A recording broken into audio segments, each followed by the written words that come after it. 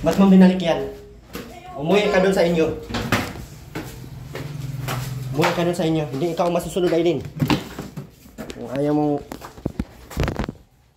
Ayaw mo itong carton, ano?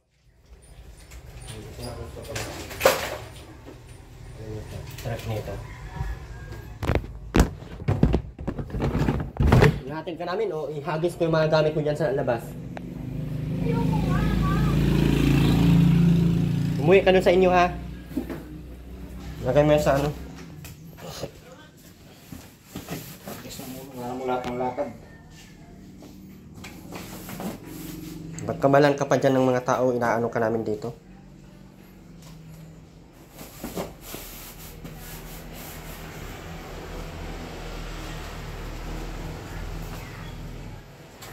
Ano, ayusin mo to, itapon ko to. Isa! Ayaw mo pumasok dito? Dalawa! Hindi ikaw masusunod, Aileen, ha? Ayusin mo yung mga gamit mo. Umuwi ka doon sa inyo. Puro ang pasaway mo dito. Hindi ko na kaya yung kapasawayan mo. Ha? Hindi ko na matitiis yung ugali mo. Kanina, ang aga-aga, nakipagchismisan ka na naman dyan sa labas. Huwag mo akong iyak-iyakan, Aileen. Bilisan mo, iligpit mo ng gamit mo. Umuwi ka doon sa inyo, doon ka magwala, doon ka mag-ligalig. Huwag dito. Huwag kang mag-iinarte sa akin, kaya hindi kita ka ano-ano. Bilisan mo na! Itulak kita dyan sa labas ngayon, tingnan mo. Yun pa dyan, oh, yung mga jacket, ipanglagay mo na. Baka di ka siya dyan sa... Huwag mo akong arte-artehan. Ay lahat na ng kapasawayan mo dito, Aileen. Ginawa mo na.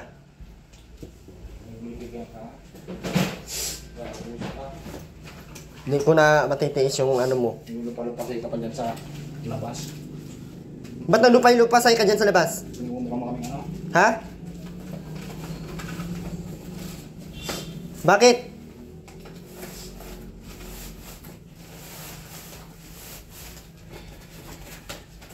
Ngayon, bahala ka sa buhay mo. Ayusin mo yan, yung mga bag mo. Dalhin mo na yan.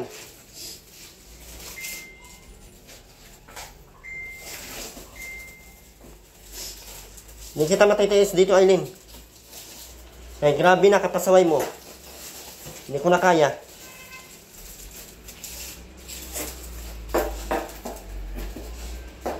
Nag-usap na tayo. Pero di ka nakikinig man. Sobrang katigas ang utak mo. Lahat ng katigasan nasa inyo na. Doon ka sa inyo magkaganyan, wag dito sa akin, ha?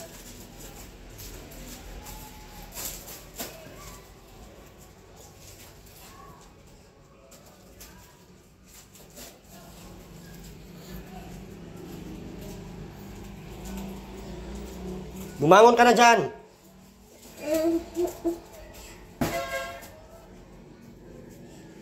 Sakay mo na sa sasakyan ko dyan.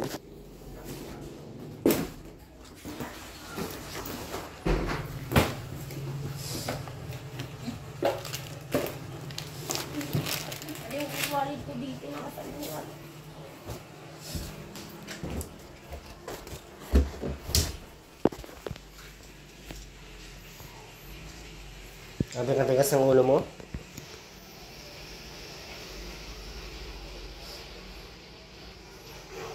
Kahapon, grabe ang pang mga tawagan mo. Puro chismisan.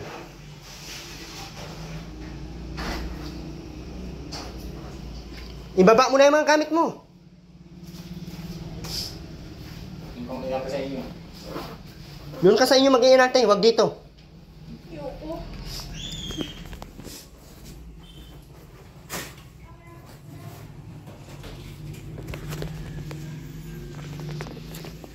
Nakitaan mo ako ng patarantaduhan mo eh. Pinupuno mo ako eh. Bumaba ka na! Sundan mo yung gamit mo. Doon ka sa inyo mag-iinarte, ha? Umuwi ka na, isa. Baka gusto mo pang saktan kita dyan. Para makinig ka.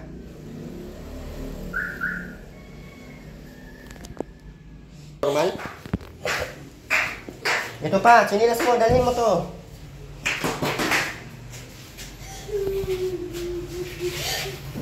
Bigla ka na lang maglulupasay dyan sa labas para kang inaano. Tataka na lang kami na para ka nang namatayan dyan. Sumakay ka na doon. Hindi ko na kaya katigasan ng ulo mo dito, Aileen. Araw-gabi, tinitiis ka namin dito.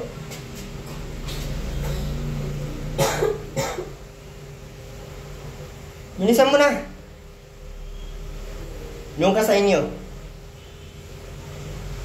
Hindi ka nakikinig sa akin eh. Kahit anong sabi ko, kahit anong sabi, wala talagang Aileen nakikinig. Ano na? Sumakay ka na. Wala akong bra. Sumakay ka doon. Wala nga akong bra. Kahit wala kang bra, pwede yan. Bigay mo yung isang bra dyan, ano? Yung puti. Puro katigasan ang ulo mo dito eh.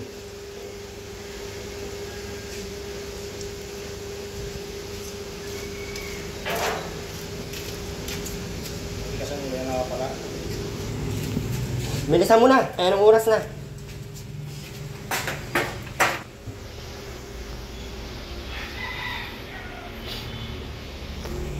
Hindi na kaya eh. Yun muna sa kanila para malaman niya. Kasi namumuro na dito. Ang aga-aga. Nagulat na lang kami, nagsigi ang iyak dyan.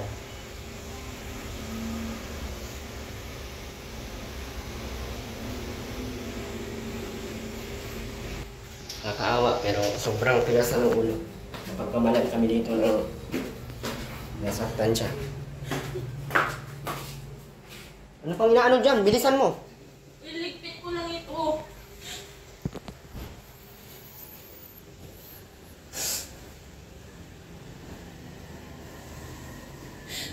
Hindi ko nakabukit ang sikiting ito.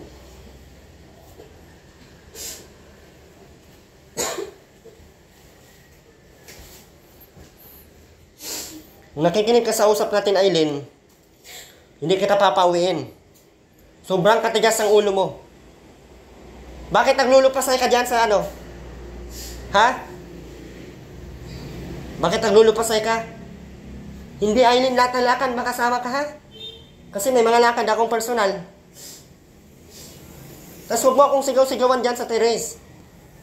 Na parang binugbog ka dito. Nakatingin yung mga tao dito sa lahat sa taas. Bumaba ka na!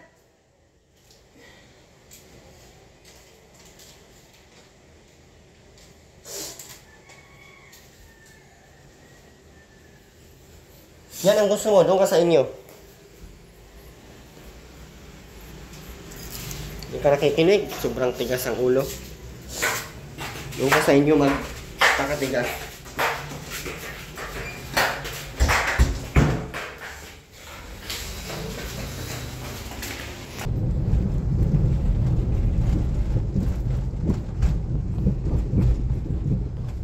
Tandaan mo, Aileen, ha?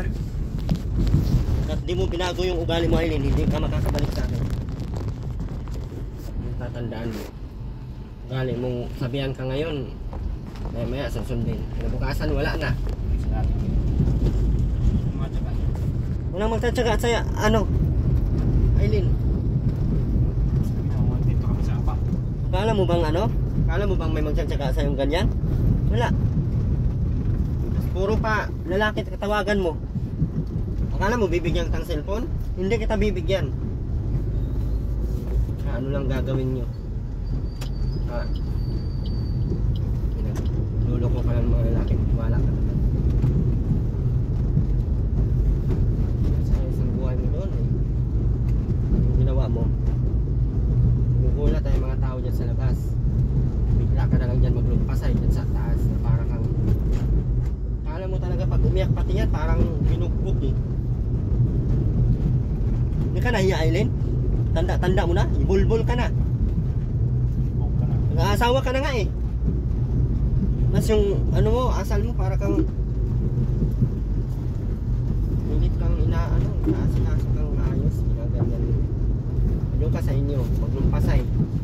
tumabi ka doon, umiyak, walang problema.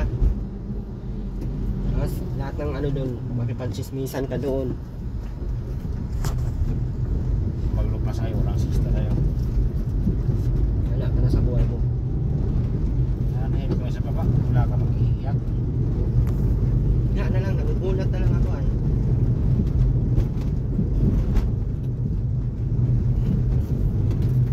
Namumuro ka na eh. Sobrang namumuro ka na. Kasi hinahayaan lang kita doon.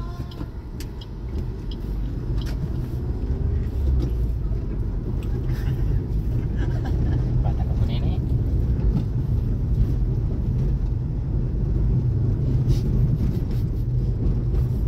Parang isang maliwanag. Hindi naman tayo makatulog nito. Ang nabalito tayo ya. Ano tayo? Naunahan tayo dun ah. Kainis, kawawa ka. Kawawa ka, Aileen, sa totoo lang. Sobrang naawa ako sa iyo. Pero, kailangan gagawin ganito para matuto ka. O, bawat pagtigas ng ulo mo, doon ka sa inyo. Sabi lang, wala eh. Sabi mo ngayon, gagawin. Bukas wala na. Marunong naman kasi marunong nga magtanda eh. Na tatandaan ngayon kahit ilang taon na eh. Sinasabi sa kanya, kahit ilang taon na, hindi niya makakalimutan. Posible yung mga sinasabi kong ayaw ko, hindi niya maintindihan yun. Tinatawagan mo nga numero, tanda mo kung kani-kanini. Timuras mo na, tapos yung mga maayos na tinuturo sa'yo, di mo Puro kababuyan yung alam. kung nanadya ka lang o talagang yan ka na. Mukhang nananadya lang eh, kasi matino naman pag sila Andy ang kasama eh. Pag buang ang kasama niya, siya matino. Pag matino ang kasama na, siya nagbababuang. Diyan ka sa inyo. Antay ka dyan kung kailan manigas ang mata mo. Hindi ka naman nakikinig sa akin, Aileen eh. Di ba? Hindi ka na nakikinig sa akin, Aileen? Kikinig naman. Nakikinig? Ngayon, Ngayon, tapos maya maya, wala na. Sigaw-sigawin mo pa ako doon sa erase. Kakahiya na doon sa mga nakatira doon. Nagampon ako ng mga mongoloid na nakakadisturbo.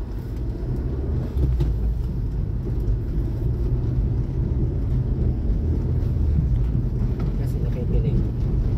Isang linggo ka dyan sa inyo ha. Pag hindi ka pa magtino dyan, pagpunta kong hindi palinis, hindi maging okay yan lahat dyan. Puro layas ang ano mo, hanggang isang taon ka dyan. Tingnan natin yung ano mo. Kasi hindi ka naman nakikinig doon sa akin eh. Ano ka sa mama mo, baka makinig ka doon.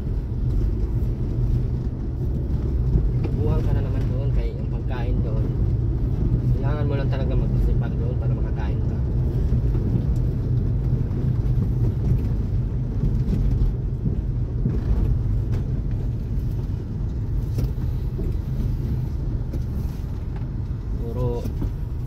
Puro pasensya na lang ang ginagawa, puro pasensya. So sobrang nakakahiya na doon sa mga kapitbahay. Buti kung sariling bahay ko yan. nasa liblib tayo. Buti kung nasa Isintro wala tayong tayo. kapitbahay. Nasa sentro tayo. Bigla ka na lang dyan mag ah! Ah! May tao bang hindi abnormal na ganyan, Aileen? May nakita ka doon sa kapitbahay nating bigla na lang parang naputulan ng intel? Wala. Kasi nga, Aileen, hindi sila buang. Yan yung tatandaan mo. Yun ang kaibahan. Yan yung kaibahan, Aileen. Kasi nga, ikaw, buang ka. Kahit anong gagawin natin. Masakit man isipin, masakit man pakinggan, pero wala. Ganun ka talaga. Galit ka pati sabihang buang. Pero yung ginagawa mo, pambuang. Hindi pang normal. Nuturuan ka, ang ginagawa ng normal, ganito, ganyan, ganyan. Ang ginagawa mo, yung pambuang talaga. Hanggang maaga nakipagchismisan doon. Mga sinasabi, hindi ako pinasama, hindi ako inaano. Iwan ko baga yung mga ano na yan dyan. Maganda yon. Ha? Na tayo dun kung ano. Maganda yun ginagawa mo, Aileen? Nakikinig ka ba, Aileen? Kaya, doon ka sa inyo ngayon. Kahit saan ka, habang buhay ka dyan sa inyo. Yan ang gusto mo. Ayaw mo bang umuwi? Akala mo ikaw masusunod? Swerte mo naman, ikaw masusunod sa buhay mo. Bigyan na kita ng pabor. Ilang ulit ko na yung sinabi sa iyo. Ilang beses mo nang ginawa. Pabalik-balik lang. Magulat na lang yung mga ano yun. Nagtatanong pa yung ano kung sila, na paano. Ginawa na nagsisiki na kami lahat sa baba. Doon na kami sa lahat sa baba para wala kang disturbo doon sa taas. Kasi pag nagpa-music ka doon, parang diskuhan. Grabe kalakas. Tsaka mahirap nga ano eh. Alam mo naman isip yan eh. Kaya nga, mahirap sabihan na baka pinasamantalahan. Putik na yan. Kaya kami nandun lahat sa baba, siksikan. Pero bigla ka na lang magtiyabaw doon sa Sa ganda taas. ng buhay mo. Sarili kang nasiging pa. May clip pa. Speaker. Puro ka lang- Nasa ang pagkain. Wala, hindi ka talaga nakikinig eh. Tingnan natin kung hanggang saan yung tigasan ng ulo mo. Walang magtatagal sa'yo, Aileen, kahit kamag-anak mo. Aayaw sa ugali mo. Siya baga ayaw na nga niya eh. Aayaw talaga, Aileen. Kahit kamag-anak mo. Kami pa kaya hindi mo kalang ano. Isipin mo sana, Aileen, na hindi mo kami kamag-anak. Dapat mahiya ka. Matuto kang mahiya ba? Kailangan sa tao, Aileen, mahiya. Hindi yung puro ka lang kabig na para kang yung mongoloid nga ganyan. Hindi ganyan, Aileen. Matuto kang mahiya. Hindi ka na nahihiya sa sarili mo eh. Lahat na lang sinasabi ko na sa iyo. Lahat na lang napaliwanag sa iyo na ganito dapat gagawin. Ganyan, ganito. Ano ba yun ang nagsasalita ng ginagawa mo? Sinong napapahiya? Kami. Hindi ikaw. Kasi ano ka sa amin eh. Hindi man yan nakakaintindi kung ano yung hiya. Alam mo ba yung nakakahiya, Aileen? Yung nahiya ka lang pag nalandian ka. Nahiya ka doon sa mga taong hindi mo naman kano-ano.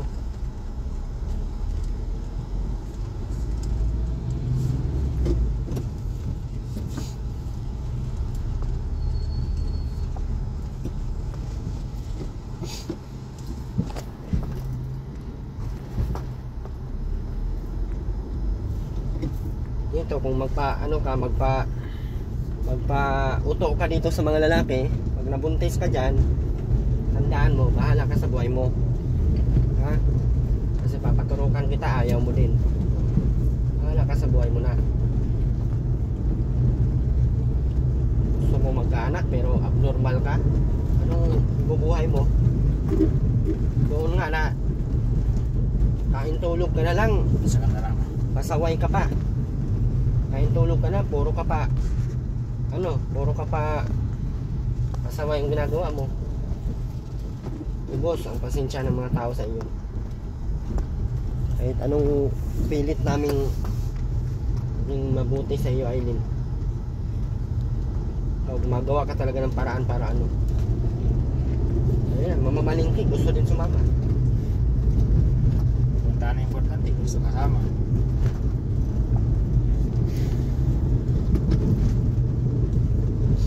Alam mo, special na special siya. Ang dami ko pang iniisip, Aileen, kaya huwag mong dagdagan.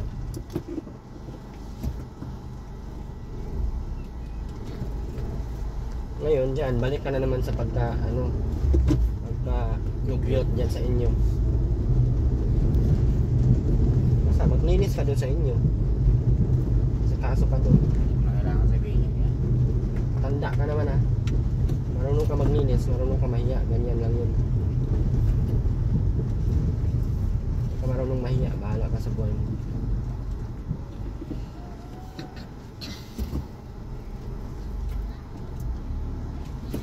Emergency kaya? Muna siguro yung hayop na yun ah. Ha? Bangag ata yun. Ang mata na. Ang daming bata, grabe mo katakbo.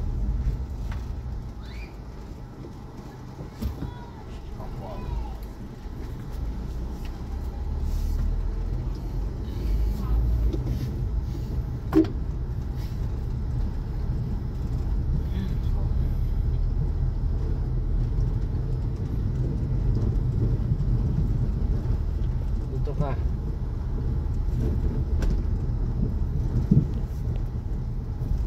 tuloy ang malagas yung mga buhok mo. Busin mo yung buhok mo niyan dito. Pag nakita kita ang dugyot dito, hindi naman kita isasama kahit kailan. Yung tatandaan mo. Nakita kita ang dugyot dito, pagpunta ko dito dugyot ka para layas-layas ka. Iwan ko lang Aileen kung tutulungan kita. Yung cellphone nandyan lang naman, pero narinig ko yan nag-usap sa ano ay hiramin daw yung cellphone na bili. Swerte naman. Tingnan natin ngayon kung bigyan kitang cellphone. Inuuto ka lang, payag ka naman. Ano tayo? Na, bababain mo na lang siya dito para bumaba ka na.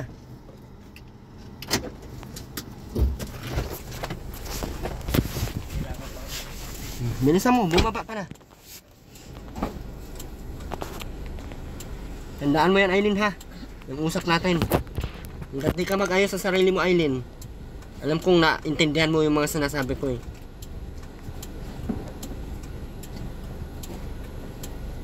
Hindi na kayo matulog sa bahay. Hindi na, ano pa ako doon?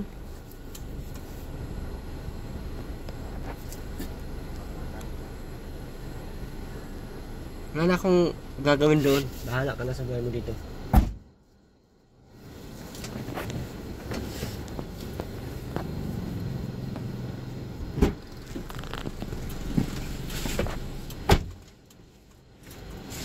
Ano na? Bumaba ka na, Day. Ayaw ko sa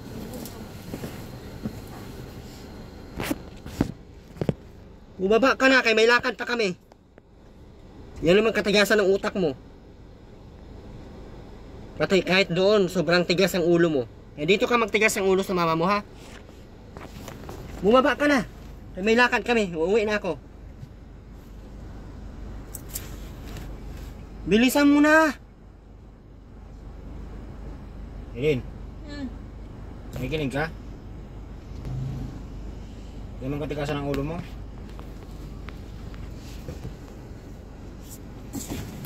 Lakad pa kami.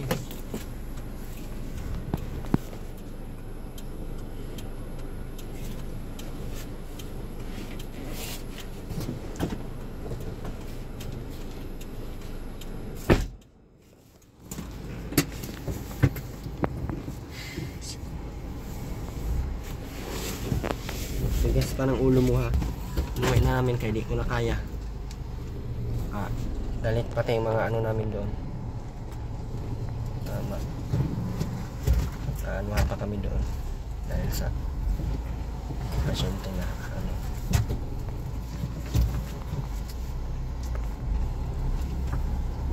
Naawa ko yung tsura.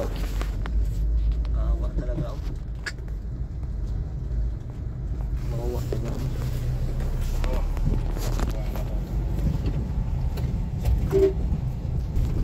Naawa talaga ako. Gusto ko nga umiyak eh.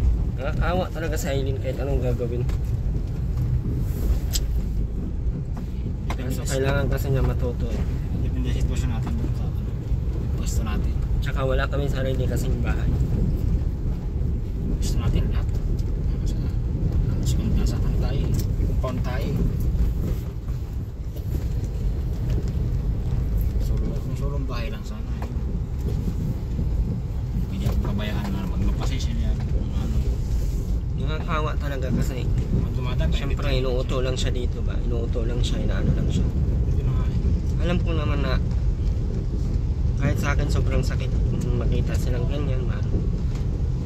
Kaso nasa sentro kami eh. Sa sentro yung bahay. Wala kasi anong sasabihin ng mga ano doon. Mainit pa yung mga mata ng mga tao sa akin doon. Ano lang. Sobrang nakakaawa tignan. Pilit kung gusto ko man na kahit na ganyan sa akin sila lahat nakatira, okay lang sa akin yun. Kaso nasa ano kami, sa sentro kami, bigla na lang magniyak din, magugulat yung mga tao doon, sinasaktan ko pa daw. Baka lagi pa tayong sinusurvey doon sa bahay na. Kanina pa yun, yung mga nag-check ba, mga Kapag DSWD. na ngayon kanina. Oo, mga DSWD. Parang may nagre-report ata dyan, no? i-check po kasi doon parang DSWD kung sino yung nakatira, kung ano yung nakatira doon. At nung balik na talaga, kasi kaninang umaga nandyan yun. Hindi ko na nga kinausap, hindi ko na hinarap si Bunso na lang nag-ano. Kinukuha kung anong pangalan nung ano. Tapos bigla na lang kasing umiyak doon. Magugulat na lang sila na akala nila sinasaktan. Isa lang naman yung taas. Isa lang naman nag-iisa sa taas.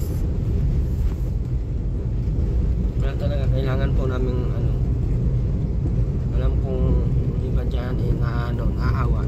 Sobrang naawa talaga ako. Ayun na parang pinipisil yung puso ko pag nakita ko na pauwiin, papaanuhin, pagbaba. Sobrang masakit ba sa akin. Nasa ano lang ako, may compound lang akong tinitira na yung kami lang nakatira, walang iba. Okay lang, yung sa amin kasi ang dami katabi-tabi. Hindi pwedeng masigaw-sigaw kami doon. Saka baka makasuhan ako ng wala sa oras dahil sa ganyan. Hirap pa ng buhay ko ngayon talaga. Kasi dami ko pang problema.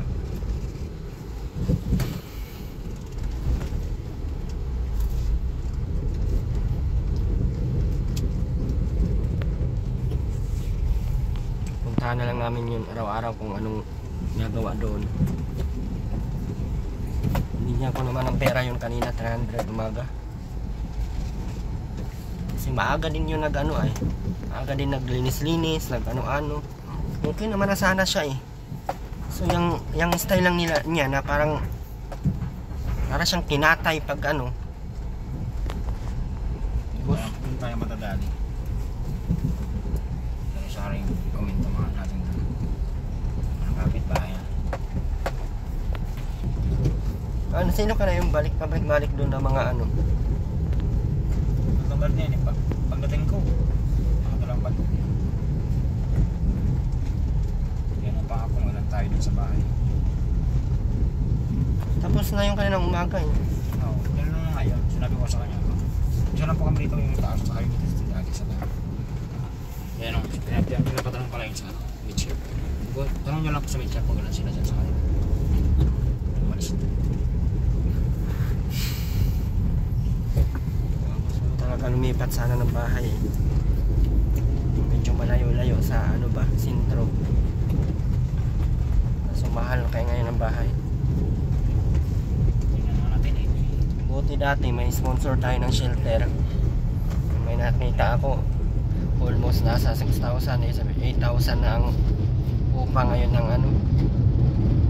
Hindi ko na kaya yun at wala man akong sapat na ano. Tsaka malalayo po ang estudyante kaya. Malayo din sa estudyante.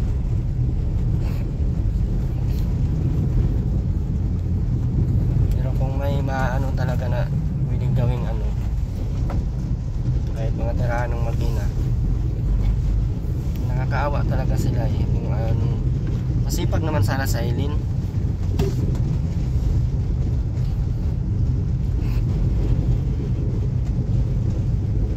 Kaso yan lang style niya na hindi talaga niya mawawala yung kachismisan niya.